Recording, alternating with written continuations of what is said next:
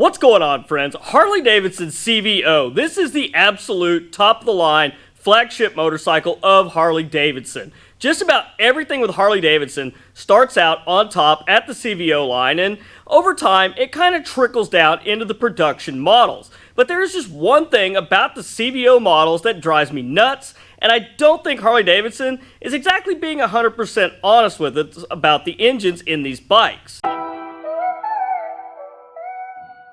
Now guys, don't get me wrong, I love CVO motorcycles. They are some of the most built-to-the-hilt motorcycles that come out of Harley-Davidson. Harley-Davidson takes everything and throws them at the CVOs. These bikes get custom paint. They get pretty much everything in the catalog. Now, theoretically, you could not buy a base model Harley-Davidson and order everything out of the catalog and get everything that a CVO already comes with cheaper than what you could buy one off the showroom floor. Now, technically, we don't necessarily want to be buying brand new Harley-Davidsons just because of how expensive they are, which, if you do find a used CVO, yeah, they might have some more miles on them, they might command a little higher price, but generally, if you could get one at a decent price with decent mileage on it, they're generally a pretty good deal. Now, CVOs are really strange bikes because they generally tend to lose value if they're not all original. The bikes that aren't all original, a lot of times they're missing the fairing or they're missing the windshield or maybe the bags that came on them.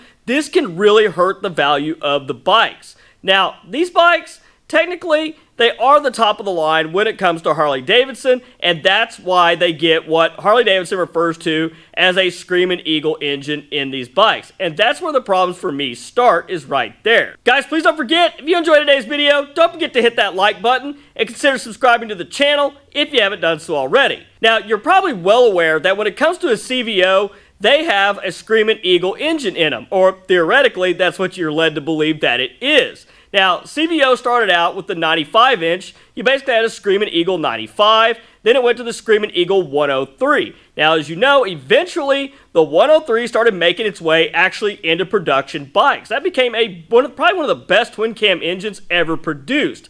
The 95 never made it into production, but it was available as a kit through the Screamin Eagle catalog.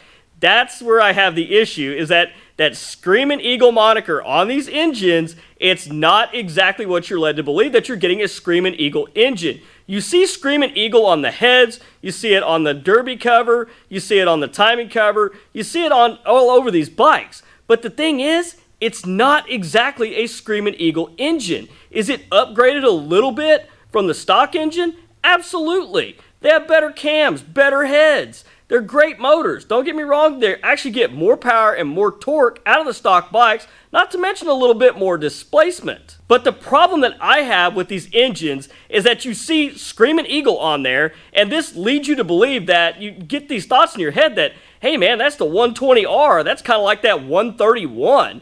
Those engines actually have all the good Screamin Eagle parts in them. Well, they're better than stock. Definitely not comparable to the aftermarket or what you could have built. But coming out of Harley-Davidson, that's a lot better than what comes out in a production engine. Now, when it comes to the 120R and the 131, now the 131 is actually now coming with the actual billet cam plate in it, and they're not putting just the factory cam plate in it. This is true even when you go back to the 103 and down to the 95. Now, on the 103 Screamin Eagle, you would think that this would probably have a Screamin Eagle cam plate in it. You would probably think that it has the hydraulic tensioners in it, because the Screamin Eagle 103 was built back in the era of when the actual twin cam only had the spring tensioners. Now, I hate to break it to you, if you have one of those 103 CVOs with the Screamin Eagle 103 in it, it does not have that billet cam plate in it. It does not have the hydraulic tensioners in it. They have the factory cam plate with the factory spring tensioners. Now, you do get a better set of cams in it, and you do get a nicer set of heads on it. They're not the super ported, polished heads that you can get out of the Screamin Eagle catalog, but they are better than stock with a little bigger valves and a little better porting in them. But they are not officially the Screamin Eagle heads. And the same is true when we go up to the 110. On the 110s, yes, they did have bigger valves in the heads. They had a little bit bigger combustion chambers. But at the end of the day, they're really nowhere near what a good ported set of heads actually is. And the same thing on the 110, It is the factory cast cam plate in there. They didn't put that billet cam plate in there. Not only that, you don't get the heavy-duty bottom-end bearings like you do in the 120R. Now, you compare that engine to the 120R, obviously the 120R has more displacement, or even the 120ST, but these motors actually have a billet cam plate in them, they have much more aggressive cams in them, and they do actually have a set of ported, polished Screamin Eagle heads right from the factory. This is not something you get in the CVO line. And the same is true as we go through the years. When we move from the 110, we go to the 114. You get that Milwaukee 8 years, the early years of the Milwaukee 8 and the CVO. They had the twin-cooled 114 in them, and as we all know, the 114 eventually made it into regular production. But really the only difference in that engine was Screamin Eagle heads, quote-unquote, but they are the CVO Screamin Eagle heads. Yes, they're a little better flowing than the stock ones, but they're not quite what you could get out of the catalog for the Milwaukee 8 in the CNC ported heads. And not only that, they had a little bit better cam in it. That cam is more directed for getting basically a little more torque, a little more horsepower, but it's nothing too crazy on the top end of the spectrum like an actual Screamin Eagle cam swap, or if you went out and got an aftermarket cam and swapped that into your twin cam or Milwaukee 8. Now, same thing is true on the 117. It's different heads, different cams, but still all the bottom end and everything. The bottom end is completely the same as any production Harley-Davidson out there. That's where I just feel that it's a little misleading to put the Screamin Eagle moniker on the CVO bikes. I believe, though, if you're going to spend that kind of money and get a CVO Harley-Davidson, you should be getting those heavy-duty roller bearings in the bottom end. You should be getting that billet cam plate. Personally, I think you should be getting a little more camshaft than what they're putting in them to get a little bit more power. Well, I would like to see a lot more power than what's actually coming in them stock. But Harley-Davidson is still focusing on this being kind of a street motorcycle. They try to keep them reliable, and they're not trying to really get into the high-performance spectrum of them. But one thing that is true with them, it does come from the Screamin Eagle catalog. You are getting a little better cams, a little better heads, as I mentioned, but you do, I guess, get the Screamin Eagle mufflers basically on them. And the Screamin Eagle mufflers, I mean, one could argue they should probably come stock. But they're basically not any, they might be a little louder than stock to the ear, but basically by a decibel meter, they're about the same. They're just really tuned to kind of change the sound and give them a little throatier sound under acceleration over the stock pipes. And yes, they do flow a little better than the stock pipes, but not a whole lot.